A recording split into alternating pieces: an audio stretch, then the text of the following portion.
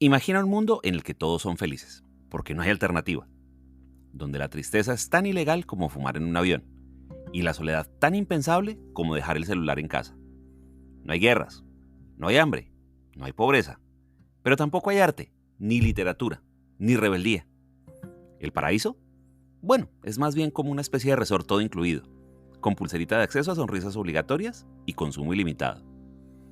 Ese mundo, que parece inventado por un comité de Silicon Valley, mezclado con un ministerio de propaganda, fue escrito hace casi 100 años por Aldous Huxley en Un Mundo Feliz. Y aunque nos repetimos eso de que eso nunca podría pasar por aquí, basta con mirar alrededor. Notificaciones que reemplazan conversaciones, likes que sustituyen abrazos, influencers que dictan la moral mejor que cualquier iglesia. El Soma ya no viene en pastillas, viene en pantallas, algoritmos y planes de datos ilimitados. Huxley, con su ironía británica y su ojo clínico, nos mostró un futuro donde la ciencia ya no busca verdades, sino herramientas para mantenernos anestesiados. Y la genialidad de su visión no está en la tecnología que anticipó, sino en la adicción colectiva a la comodidad que seguimos cultivando. Porque seamos honestos, ¿qué preferimos? ¿Una vida caótica, incierta, llena de riesgos y contradicciones? ¿O un menú infinito de entretenimiento, placer inmediato y dopamina servida a domicilio? La primera opción nos hace humanos, la segunda, predecibles. Y como diría cualquier CEO en un PowerPoint, la predictibilidad es buena para el negocio. Así que no, Huxley no nos regaló una simple distopía futurista. Nos dejó una caricatura ácida de lo que podríamos ser.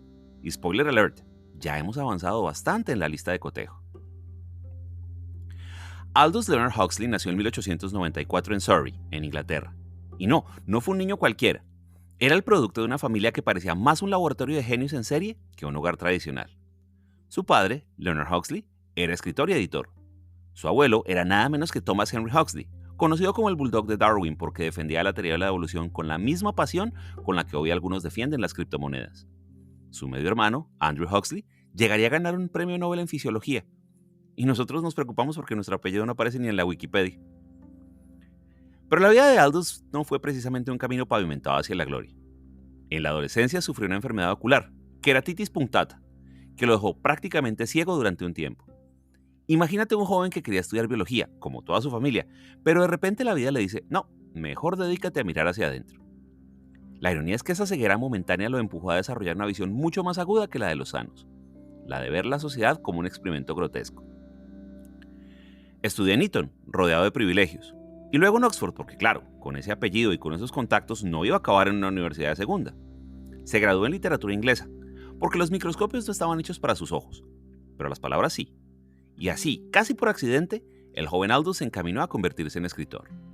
Es muy curioso, mientras su familia se dedicaba a descifrar el ADN de la naturaleza, él se enfocó en descifrar el ADN de la estupidez humana. Y vaya que encontró suficiente material de estudio.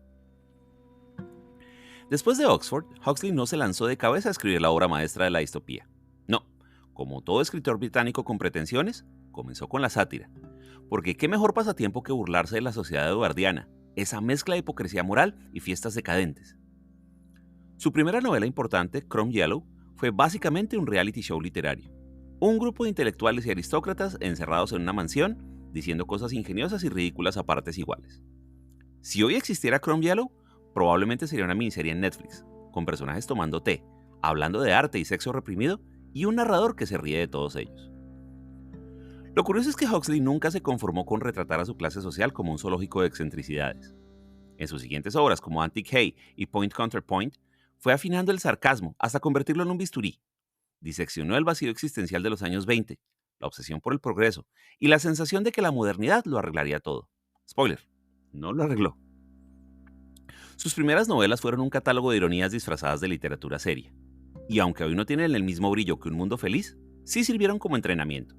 Era como si Huxley estuviera probando distintos lentes. Sátira social, comedia intelectual, observación científica. Todo eso para llegar eventualmente a enfocar el retrato más cruel de todos, el de la humanidad felizmente domesticada. En otras palabras, antes de regalarnos la distopía que aún hoy nos da pesadillas, Huxley se entretuvo caricaturizando a su propia tribu. Y hay que decirlo, nadie disfruta tanto describiendo a los ridículos como alguien que pertenece al mismo club. En 1932, Aldous Huxley publicó Brave New World, o Un Mundo Feliz, y con ello se ganó el lugar de guía turístico del infierno disfrazado de paraíso. El título suena a eslogan de agencia de viajes. Bienvenido a un mundo feliz, donde todo está bajo control y usted nunca tendrá que preocuparse por nada. Suena tentador, hasta que descubres que el paquete incluye la extinción de la familia, la eliminación del arte y un surtido ilimitado de drogas oficiales. La trama es más que una simple caricatura futurista. Es una sociedad organizada como una fábrica. Los seres humanos se producen en serie en el centro de incubación y condicionamiento, diseñados genéticamente para ocupar su lugar en una jerarquía rígida de castas. Los alfa, altos, guapos y brillantes, manejan la sociedad. Los épsilon, pequeños y torpes, hacen el trabajo sucio. ¿Mérito? ¿Oportunidades? Por favor, aquí la movilidad social está tan prohibida como pensar demasiado. Los niños crecen sin padres ni madres, porque la familia es vista como algo obsceno, un tabú peor que cualquier pecado moderno. ¿Cómo se reproducen? Pues con tubos de ensayo y manipulación genética. Un Tinder industrial, pero sin swipe. Y cuando llega la adolescencia, el sexo es tan libre que parece un reality show patrocinado por el Ministerio de la Felicidad. Uno de los elementos más sarcásticos es el soma, la droga oficial del Estado. Cero resaca, cero culpa, felicidad garantizada. Triste, una pastilla. Ansioso, 2 pastillas. Demasiado consciente de lo absurdo del sistema, 3 pastillas y listo. Problema resuelto. Si hoy Huxley viera nuestra obsesión con los ansiolíticos, la meditación express por app o los reels interminables que nos hipnotizan, sonreiría y diría, les avisé. La novela también nos regala personajes diseñados para incomodarnos. John el Salvaje, criado fuera de la civilización, es el único que se atreve a cuestionar ese mundo entre comillas perfecto. Es el espejo en el que el lector se reconoce, un tipo que se horroriza ante una sociedad donde la libertad ha sido sacrificada en nombre de la felicidad barata. Y Mustafa Month, el controlador mundial, encarna la ironía máxima. Un hombre brillante, que entiende los límites de la sociedad pero los defiende, porque sabe que el desorden humano es mucho más peligroso que la estabilidad forzada. Lo que hace un mundo feliz tan inquietante no son los detalles tecnológicos, que en muchos casos ya se quedaron viejos, sino la lógica del sistema. Huxley entendió que la dominación perfecta no necesita látigos ni fusiles. Basta con saturarnos de placeres inmediatos hasta que dejemos de preguntarnos si todo esto tiene sentido. Un mundo donde nadie piensa en rebelarse porque todos están demasiado cómodos para hacerlo. Y aquí está lo más cruel. Un mundo feliz no envejece. Mientras 1984 se cita cada vez que un político quiere espiar más de la cuenta, Huxley se cuela silenciosamente en nuestras vidas diarias, en el algoritmo que decide nuestro entretenimiento, en la obsesión con el consumo como identidad, en la idea de que el dolor y la duda son fallas que hay que corregir. Su novela fue, en realidad, el manual de usuario de la modernidad dopada. Cuando Un Mundo Feliz salió a la luz, no tardó en ser colocado en la misma estantería de los manuales para pesadillas futuristas, junto a Nosotros de Yevgeny Zamyatin y 1984 de George Orwell. Era como si la literatura del siglo XX hubiera organizado una competencia mundial para ver quién podía describir el infierno social más convincentemente. Zamyatin, con Nosotros de 1921, fue el pionero.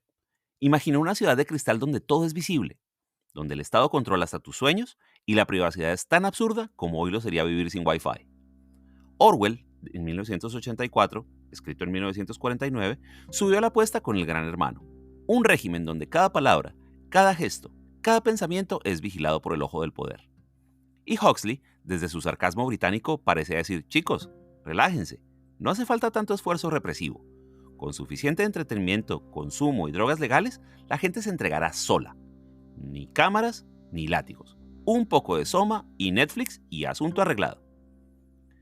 La gran comparación siempre ha sido con Orwell, y aquí es donde la ironía se vuelve deliciosa. Orwell advertía que los libros serían prohibidos. Huxley advertía que los libros serían irrelevantes, porque nadie querría leerlos. Orwell temía la censura. Huxley, la trivialidad. Orwell veía el dolor como herramienta de control. Huxley, el placer. Y lo más escalofriante es que ambos tenían razón. Basta mirar nuestra época. Vigilancia masiva al estilo Orwell y dopamina infinita al estilo Huxley, coexistiendo como en un matrimonio perfecto. Neil Postman lo resumió magistralmente en los 80. Orwell temía a quienes prohibirían a los libros. Huxley temía que no hubiera necesidad de prohibirlos porque nadie los iba a leer. ¿Resultado? Hoy tenemos bibliotecas digitales infinitas y un promedio de atención que no sobrevive ni a un párrafo sin notificaciones. Lo que hace brillante esta triada de distopías es cómo se complementan. Zamyatin puso la semilla. Orwell pintó la cara más brutal del totalitarismo. y Huxley se rió mostrando que el placer puede ser una prisión más efectiva que el miedo. En la práctica, nuestra realidad parece haber tomado un poco de cada menú. Tenemos cámaras, algoritmos, influencers, elecciones diseñadas como espectáculos y la obsesión por estar bien a toda costa. Una distopía Frankenstein. La represión de Orwell, con la anestesia de Huxley, servida en el envase transparente de Samyatin. Así que en el ring de las distopías no hay un ganador. Más bien estamos todos en el público, aplaudiendo, mientras la función se parece cada día más a nuestra vida diaria. Y ese, curiosamente, es el chiste más negro de todos. Huxley no era solo un escritor con vena satírica. También heredó de su familia la fascinación por la ciencia. Y vaya que lo marcó. Creció escuchando a su abuelo, el bulldog de Darwin, debatir sobre evolución como si fueran peleas de box. Por un tiempo pensó que seguiría ese camino, pero la vida le jugó su mala pasada ocular, y entonces decidió que si no podía ver células al microscopio, al menos podía diseccionar a la humanidad con palabras. Lo interesante es que esa formación científica nunca se le quitó de encima. De hecho, muchas de sus obsesiones literarias parecen salidas de un laboratorio. Control genético, manipulación de embriones, ingeniería social. Todo lo que hoy discutiríamos en un congreso de biotecnología con PowerPoints coloridos, él lo adelantó con puro sarcasmo británico. Y sí, hay que decirlo, Huxley coqueteó con ideas que hoy suenan incómodas, como la eugenesia. En los años 20 y 30, cuando todavía se vendía como la ciencia de mejorar la especie, Huxley veía en ella un terreno fascinante. No era el único. Medio planeta académico estaba obsesionado con clasificar y optimizar a los humanos como si fueran versiones de iPhone.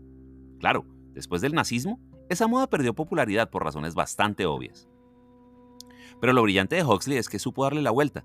Él entendió que el sueño de controlar la biología humana para alcanzar la perfección no era un progreso, sino una pesadilla burocrática. En un mundo feliz llevó la obsesión científica al extremo. Bebés en probetas, castas prediseñadas, humanos fabricados como si fueran lotes de fábrica. Un laboratorio convertido en Ministerio de la Felicidad. En otras palabras, Huxley vio que la ciencia podía ser tanto una herramienta de liberación como el Excel más peligroso de la historia. Uno donde cada fila es un ser humano y cada columna una función social predeterminada. Y lo dijo con la calma de quien observa una catástrofe en cámara lenta. Después de jugar con las distopías y con la ciencia, Huxley decidió que era hora de explorar otro laboratorio, el de su propia mente. Y así, en 1954 publicó Las Puertas de la Percepción, el pequeño libro que convirtió a un intelectual británico en gurú accidental de hippies, artistas psicodélicos y mucho más tarde, ejecutivos de Silicon Valley en microdosis. La idea era sencilla. Huxley probó mescalina bajo la supervisión de un psiquiatra y describió la experiencia con precisión casi científica, pero envuelta en lirismo. Según él, la droga no lo llevó a una borrachera cualquiera, sino a ver el mundo tal como es, sin los filtros de la mente cotidiana. De pronto, los pliegues de sus pantalones eran un universo, y una simple flor contenía la eternidad. En resumen, la lavadora estaba encendida, pero alguien le había puesto LSD en lugar de detergente. El ensayo causó sensación. Artistas, músicos y buscadores de lo trascendente lo abrazaron como si fuera un manual de iluminación portátil. Incluso The Doors tomaron su nombre de la frase de William Blake que Huxley recupera en el libro. Si las puertas de la percepción se limpiaran, todo aparecería al hombre tal como es, infinito. Nada mal para un título de una banda de rock, ¿no? Pero lo sarcástico de todo esto es cómo las puertas de la percepción fue usado para justificar cualquier cosa. Desde estudiantes en los 60 que decían, no estoy drogado, estoy expandiendo mi conciencia, como dijo Huxley, hasta ejecutivos modernos que toman microdosis de LSD para optimizar la creatividad y el rendimiento laboral. O sea, de Woodstock a la sala de juntas, el viaje psicodélico encontró mercado en todos los rincones. Claro, Huxley no se limitó solo a un ensayo. En 1956 publicó Cielo e Infierno, donde exploraba cómo estas sustancias podían abrir tanto visiones sublimes como abismos aterradores. Porque sí, expandir la conciencia suena cool, hasta que descubres que el universo interior puede ser más perturbador que el exterior. Lo más irónico es que el mismo autor que había descrito el soma como herramienta de control en un mundo feliz, terminó promoviendo drogas, esta vez como camino espiritual. La diferencia era de marketing. No era una píldora impuesta por el Estado, sino una experiencia entre comillas libremente elegida. Aunque siendo sinceros, sigue siendo más fácil tragarse una cápsula que enfrentarse de verdad al vacío existencial. Con Las Puertas de la Percepción, Huxley pasó de crítico de la sociedad dopada a padrino intelectual de la contracultura. Y su influencia sigue viva. Cada vez que alguien cita a Huxley en un retiro de ayahuasca o en una charla TED sobre psicodélicos, en algún lugar del más allá debe estar riéndose con ironía británica. Porque claro, ¿Qué le faltaba a Aldous Huxley en su currículo? Ya había sido satírico, profeta distópico, gurú psicodélico, pues le faltaba ser guionista en Hollywood, la fábrica oficial de ilusiones prefabricadas. Y ahí estuvo, escribiendo guiones en la meca de las sonrisas falsas, rodeado de estrellas que hablaban de arte, mientras calculaban el ángulo perfecto de su próximo retrato publicitario. Huxley colaboró en proyectos como Madame Curie y Pride and Prejudice, que sí, no hay nada más irónico que Huxley adaptando a Jane Austen para el cine, aunque en la mayoría de los casos su trabajo fue reescrito, mutilado o directamente ignorado por los estudios. Bienvenidos al Hollywood eterno, donde hasta las mentes brillantes son reducidas a proveedores de diálogos que encajen en 90 minutos y terminen con un beso. Lo interesante es que Huxley, que había descrito sociedades controladas por el entretenimiento masivo, terminó trabajando en el epicentro de ese mismo fenómeno, como si un crítico del fast food aceptara un empleo en McDonald's, diseñando la próxima hamburguesa con nombre creativo. Y lo más sarcástico es que lo hizo con total conciencia. Sabía que el cine era la religión moderna, un lugar donde los dioses tenían contrato con la Metro-Goldwyn-Mayer. En realidad, la etapa de Hollywood fue un recordatorio de que incluso los intelectuales más corrosivos necesitan pagar las cuentas. Y en ese sentido, Huxley se convirtió en uno más, otro británico inteligente atrapado en la maquinaria de los estudios, produciendo historias empaquetadas para un público que solo quería ver lo mismo una y otra vez, pero con distintos sombreros. Si algo nos enseña su paso por la industria del cine, es que hasta los visionarios caen en la tentación de vender su talento al mejor postor. Y Huxley, entre contrato y contrato, probablemente pensaba, esto sí que es un mundo feliz, pero con palomitas de maíz. Si algo no le faltó a Huxley, fue la manía de escribir advertencias como si fueran boletines de servicio público. Sus cartas y ensayos políticos parecían esos correos que hoy te manda la compañía de tu tarjeta de crédito. Largos, alarmistas, llenos de términos que preferirías ignorar hasta que un día te das cuenta de que tenían razón. En textos como Ends and Means y más tarde en Brave New World Revisited, se dedicó a decirnos, recuerden que lo que inventamos para divertirnos también puede ser usado para controlarnos. Y como era de esperarse, la mayoría de gente lo leyó, dijo, oh, qué interesante, y volvió a encender la televisión. Huxley hablaba de la manipulación mediática, de la propaganda como droga colectiva, del peligro de un consumismo que nos convierte en marionetas. Básicamente describió lo que hoy llamamos publicidad segmentada o algoritmo de recomendación. Pero claro, en su época eso sonaba exagerado. A nadie le gusta que le digan que su libertad es un espejismo con factura incluida. Lo irónico es que mientras Orwell fue convertido en profeta de culto, el santo patrón del miedo al Estado opresor, Huxley quedó como el tío incómodo que siempre está advirtiendo de algo, mientras los demás siguen con la fiesta. Sus cartas parecían spam filosófico. Todos lo recibían, pocos las leían y casi nadie las tomaba en serio. Y sin embargo, ahí está, cada década suena más actual. Como esas notificaciones que ignoras y luego te arrepientes. Huxley avisó que el futuro no llegaría en forma de botas marchando, sino de sonrisas luminosas y eslogans pegajosos. Y si lo dudas, solo enciende la tele en horario electoral. Los últimos años de Huxley parecieron un epílogo escrito por él mismo. Se mudó a California, esa tierra donde todo parece un experimento social con palmeras, y allí encontró el ambiente perfecto. Intelectuales, místicos de pacotilla, gurús improvisados y psicólogos con más drogas que diplomas. Era como vivir dentro de un laboratorio espiritual patrocinado por Hollywood. En 1962 publicó Island, su novela utópica. Sí, después de pasar media vida describiendo lo que saldría mal, decidió escribir un libro sobre lo que podría salir bien. Una isla donde la ciencia y la espiritualidad conviven en equilibrio, y donde la gente logra ser libre sin destruirse entre sí. Lindo experimento. Lástima que el libro vendió mucho menos que Un Mundo Feliz. Porque seamos sinceros, la gente prefiere leer sobre catástrofes que sobre armonía. Lo más irónico de todo fue su muerte. El 22 de noviembre de 1963, mientras el planeta entero estaba hipnotizado por la noticia del asesinato de John F. Kennedy, Huxley falleció en Los Ángeles. Pidió a su esposa que le administrara LSD en sus últimos momentos porque, ¿qué mejor manera de despedirse del mundo que atravesando las puertas de la percepción una última vez? Claro, su muerte quedó relegada a un pie de página en los periódicos, opacada por la tragedia política. Ni su ironía británica pudo competir con un magnicidio en horario estelar. Pero su legado no necesita titulares. Ahí están sus libros, que cada tanto resurgen como oráculos modernos para recordarnos que seguimos caminando por la delgada línea entre la libertad y la esclavitud disfrazada de entretenimiento. Huxley murió con la misma coherencia sarcástica con la que vivió, viendo cómo el mundo se desmoronaba y eligiendo un viaje psicodélico como su salida de emergencia. Aldous Huxley nunca fue un profeta con túnica ni un científico con bata. Fue más bien un cronista con ironía, que entendió algo muy simple. No hace falta dictadura para perder la libertad. Basta con anestesiarnos con entretenimiento y consumo hasta que dejemos de notar la diferencia. Y ahí radica la genialidad incómoda de su legado. Si miramos alrededor, el retrato es evidente. El Soma ya no viene en pastillas, sino en notificaciones y pantallas luminosas que nos recetan felicidad express. Las castas no se llaman alfa, beta o epsilon, pero todos sabemos que la brecha tecnológica y económica ordena a las personas como si fueran productos en un catálogo. El dolor, físico, emocional o existencial, se ha convertido en un error a corregir, algo que debe ser eliminado con medicinas, filtros de Instagram o frases motivacionales de calendario. Y la familia, aunque no haya sido abolida como en la novela, ha sido desplazada por la versión higiénica y edulcorada de la vida que publicamos en redes sociales. Mucho más limpia, mucho menos real. Lo inquietante es que Huxley escribió Un mundo feliz como advertencia, y nosotros lo hemos tratado como manual de instrucciones. Su sarcasmo nos decía, si esto les parece una locura, imaginen qué pasará cuando tengan pantallas que los distraigan las 24 horas. Y aquí estamos, en 2025, discutiendo si la inteligencia artificial debe escribir novelas, elegir parejas o decidir qué noticias vemos. Lo más brillante y lo más cruel es que la sátira de Huxley no necesita actualización. Orwell nos aterra con el ojo que vigila. Huxley nos incomoda con la sonrisa que seduce.